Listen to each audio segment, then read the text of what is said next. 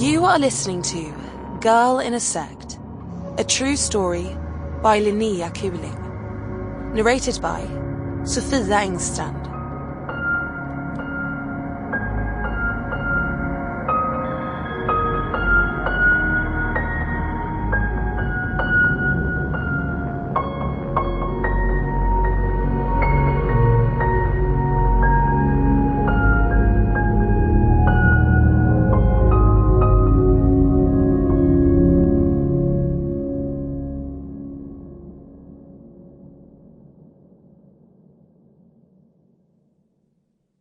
Preface. My name is Linnéa Kuling. I spent 17 years growing up in the Knutby congregation. When most people hear the word Knutby, they probably think of the murder. But the shootings weren't a particularly big part of my life.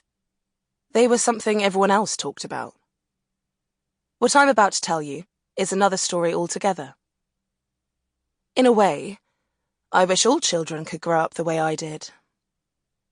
But there are some things we experienced that I wouldn't wish on anyone. I didn't write this book to make you feel sorry for me. Lots of people have been through worse things than I have. It's not my intention to expose anyone either, so I've changed the names of people who haven't spoken out publicly and merged some individuals into a single character. The important thing isn't who did what, but how it came to happen. My aim is to explain why so many remained in the Knutby sect. Some people say it was the warmth they were met with at the beginning that kept them there when things got tough. But I believe it's more complicated than that. I'm not looking for sympathy or affirmation. I simply want to make you understand. This is my story, the way I remember it. Prologue. A thick blanket of snow covers the town, which is lit up by Christmas decorations in the darkness of December. A couple is out Christmas shopping with a newborn baby in a pram. Dad's mobile phone rings, and we stop. He answers and turns pale. Mum watches him with a worried look on her face and picks me up from the pram because I've started to cry. That was the police. What's happened? Dad shakes his head. They couldn't tell me on the phone, but they want us to go straight to my parents' house. That's where they are. Grandma is waiting on the porch with a police officer and a vicar. As soon as she sees us, she yells that Grandad has killed himself. Mum and Dad stop and look at each other.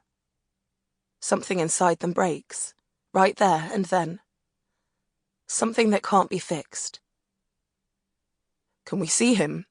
Dad asks, as if he hasn't registered that Grandad no longer exists.